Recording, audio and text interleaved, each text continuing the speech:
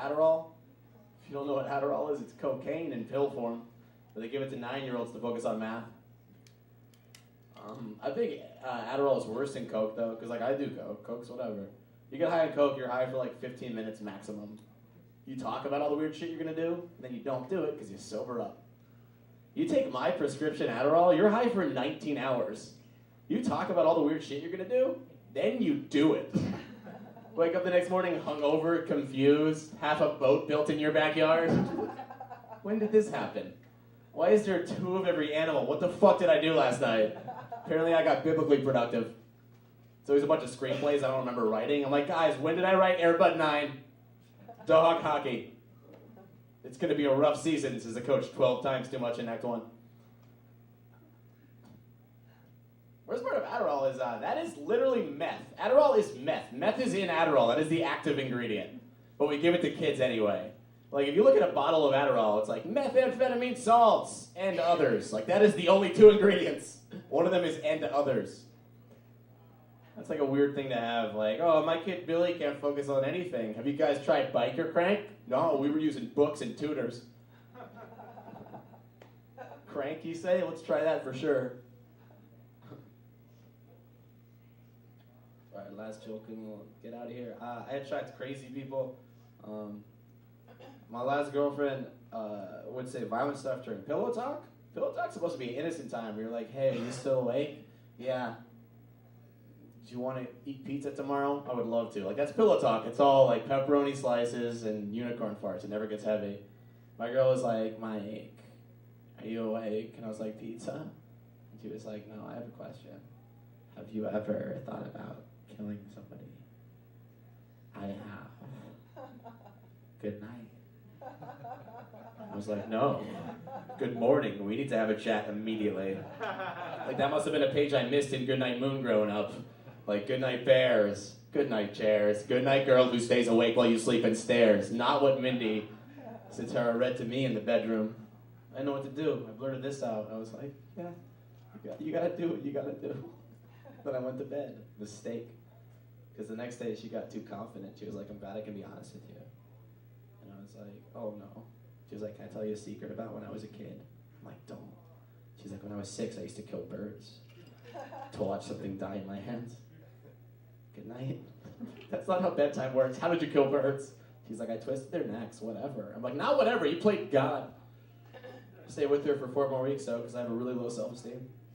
She was really good with her hands from all that bird practice. Like, dangerously good, bird-killingly good. I gotta go. There's more to that shit, but those are some of my problems in life. Bye.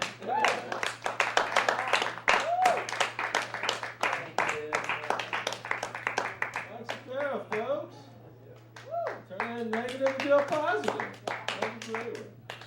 All right, get for your next comic. The very famous and very funny, Abigail Noel.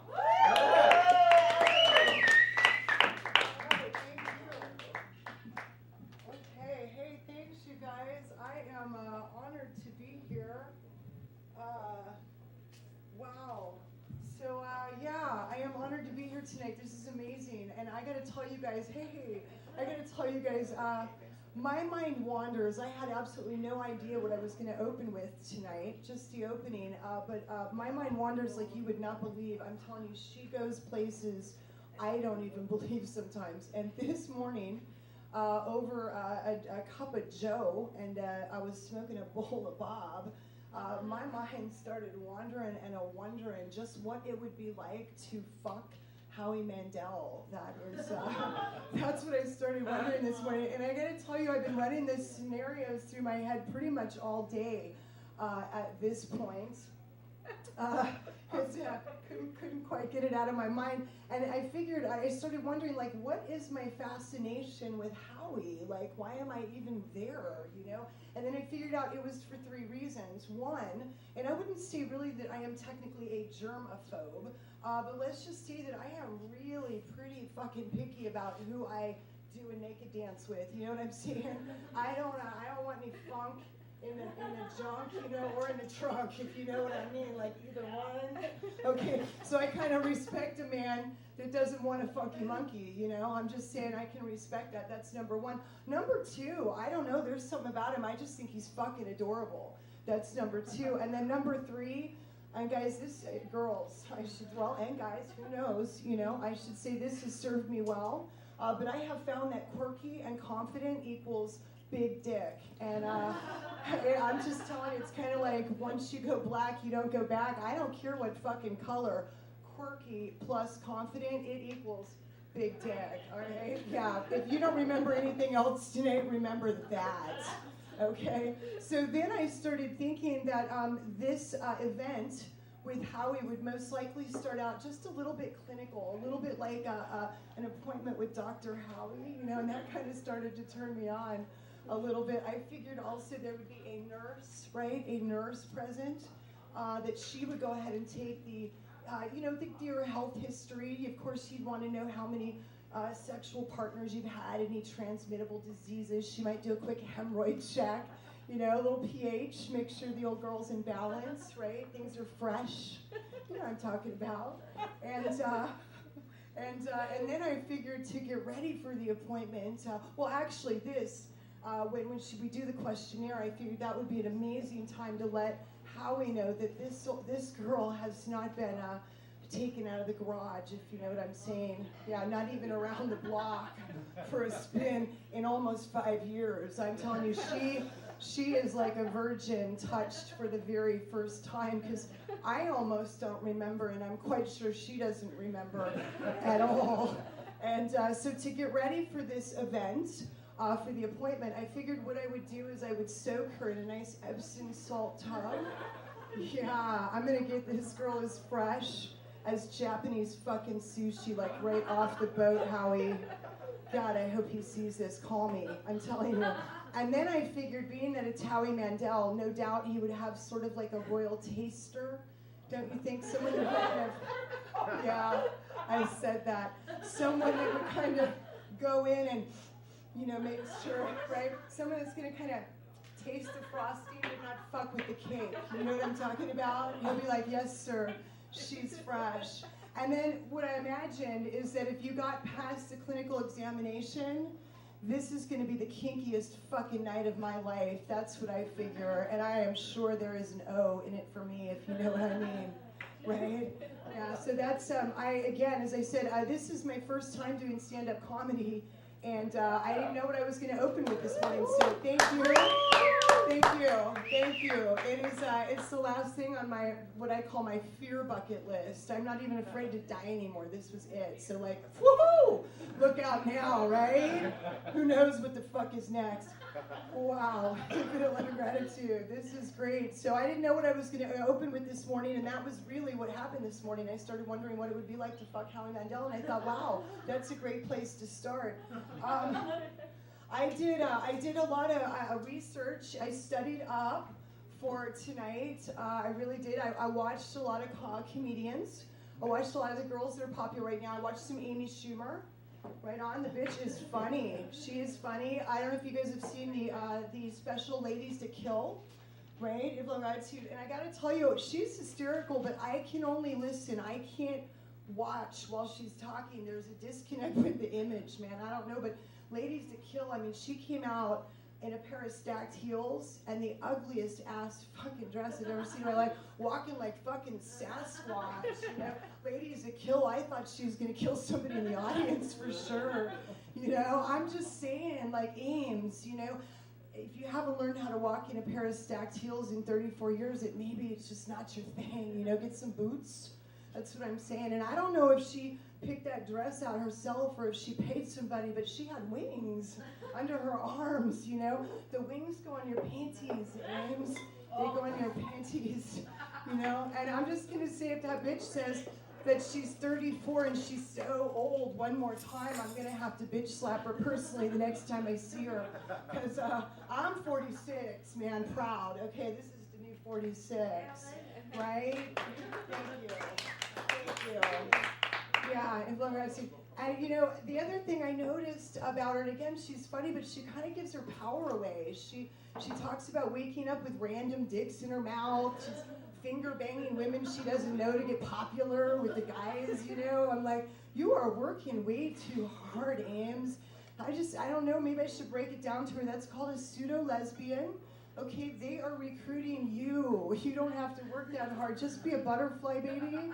Just show up, look pretty, land, spread your beautiful wings, and let the bitch eat you out. This is what the guys want to see. You know what I'm saying? Just, you're working a little hard, Ames. It's nothing we can't fix. Call me. We'll do a session. You know, and the other thing is, like, the 3 white girls on the show, they must have got a 3-for-1 on the fucking hairdresser because they all had those dumb fucking ringlets. They look more like Nellie on Little House in the fucking Prairie. Ames, I didn't know if you were going on that prom date or if you were going to sit on a stool and milk a fucking cow, you know? Infinite love and gratitude. I mean, all love, she's funny. It's just an image thing. I think she'll work it out. I do.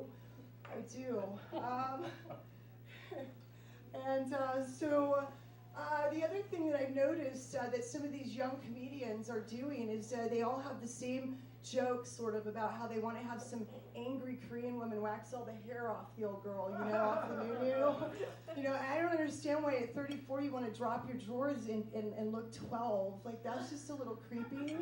Maybe it's why she's still single, you know, perverts, you know. I'm just saying a man want a woman, you know what I'm saying?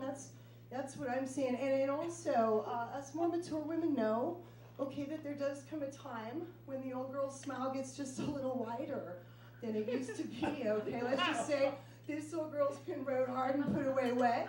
I'm proud, all right, passed out. Passed out sometimes. Let's just say if I didn't remember it, I decided it was a mind-blowing fucking occasion, and that has worked for me.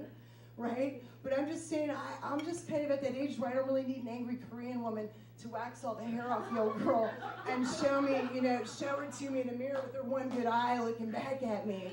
I'm just saying, I know that she looks a little better these days when we leave a little something on top. Right? I need more of a stylist, someone to straighten out the landing pad, you know, give the girl a nice light feather, and I would like somebody discriminate enough to remove the grays without, you know, telling me the number, you know, infinite love and gratitude. I don't need to know how many, you know. If she gets too bald, maybe we can do something with color, you know, something like that. So, and then, you know, I'm going to finish up tonight with some camel toe stuff, because I am really disappointed. Yeah, we started tonight with fucking Howie Mandel, you know, fresh as Japanese fucking sushi, and we're gonna end with camel toes. It's just gonna stay raunchy, you guys. So just, yeah, infinite gratitude. But I gotta tell you, I'm disappointed, and I really am, because back in the day, like in the 20s, when this girl was in her prime, I'm telling you, she was light and tight. You know what I'm saying? Light and tight.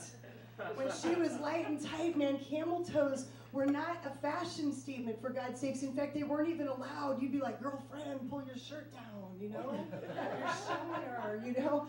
But these days, it is not only allowed, but it's a fashion statement. So I'm a little disappointed, because I'm telling you, back in my 20s, this girl, she would have ruled the club. All eyes would have been right here. They would have called her the snake charmer, right? Love and gratitude. But I'm going to leave you guys tonight with 5 ways that you just may know that your camel toe modeling days are over. And girls, I know, Kath, don't get upset, girl, because this is what I'm telling you. I feel like your camel toe. And he loves your camel toe. You've got nothing to worry about, right? He loves your camel toe. I don't want you to worry about this guy, girls, and this is or guys, okay? Because girls, I'm telling you, if you choose, this is not anything to get upset about. This is when the fun really begins, okay? Big wink. So here we go, and it's true. So here's the top 5 ways that you know your camel toe modeling days just may be over, and here we go. Number 1, when you are at a concert and it feels like there's an extra set of hands clapping in your fucking pants. Yeah. Number 2, when you are doing the deed with your dude and your coochie fart, also known as a queef, is so fucking long and loud, it sounds like the two of you are fucking in a cave, right? Number 3, it's a beautiful spring day, the wind is blowing, you're wearing a skirt, and somebody asks if there's a horse around, right? Number 4, just wait, there's 2 more. Number 4, you're getting ready for a day at the office, and it feels like a girdle just may not be enough to get you through. You may need a jock strap to make your day. And number 5, you guys, here we go. You have successfully delivered your baby, and the doctor still has to go in to find him. That's all we got to you guys. That's me. I'm Abigail. Thanks so much for being here tonight. That was a blast. I'm getting a drink.